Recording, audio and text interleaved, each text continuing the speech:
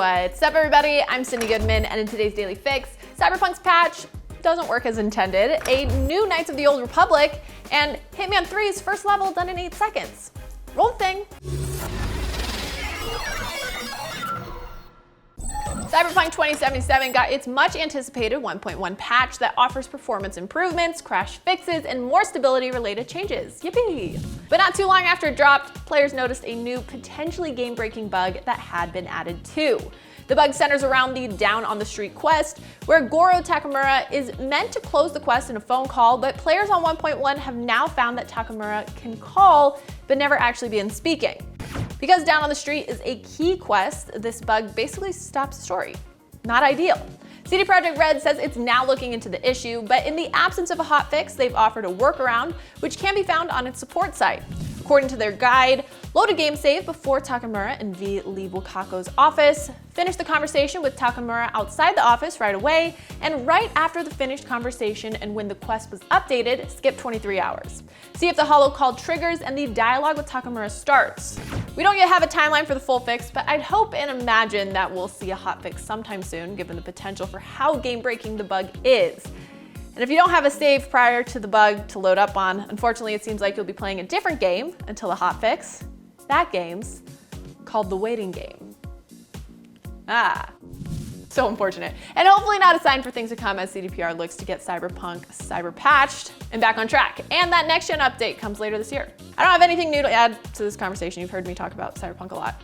I just want the game to work and people to be able to experience it as intended. A new Star Wars Knights of the Old Republic game is reportedly in the works, and it's not being developed by EA and BioWare, the studio behind the original game. Reported by VGC, the latest rumor comes courtesy of Star Wars insider Bespin Bulletin. On a recent BOB The Podcast episode, Bulletin spoke about the project and said that, quote, Jason Schreier said that it's not with EA and we'll never guess who the studio is that's making this game. Bloomberg's Jason Schreier has previously talked about a potential KOTOR project, both on Reset Era and Twitter, and his words echo Bulletin's comments. Wushu Studios' Nate Najda also took to Reset Era in response to say, quote, it's not as mysterious as you think, it's just not a household name most people are aware of. The previous rumors of KOTOR were that it was in the works at EA and would take elements of the first KOTOR and Knights of the Old Republic 2, the Sith Lords, and retool the two stories to make them fit in the current canon. It's not clear if this is the discussed project that has since been taken away from EA or an entirely new story. What's your best guess for which studio is working on this? Let me know in the comments. Agent 47, more like Agent 4 seconds times 2. Hitman 3 dropped last week, and speedrunners have managed to finish the game's first level in less than 10 seconds. The current leader is sitting at 8 seconds, to be exact.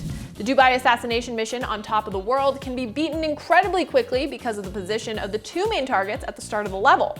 A user by the name of Goron can be seen in a YouTube video on their channel that they don't even need to walk up the stairs to assassinate. Using the atrium elevator entrance to the level, Goron first shoots the wall to alert the targets, which stops them from moving, before picking each of them off with a silenced pistol. Then back to the elevator they go to complete the mission.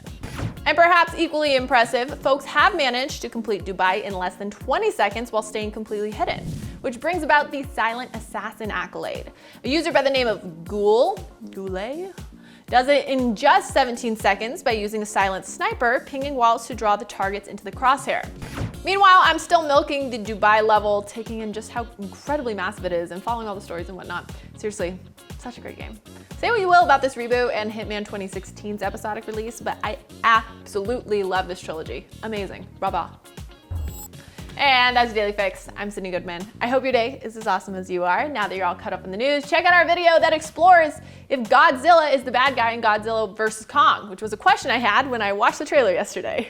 Download the IGN app on all your mobile devices, subscribe to the Daily Fix on Snapchat, and for all things everything else, IGN.com.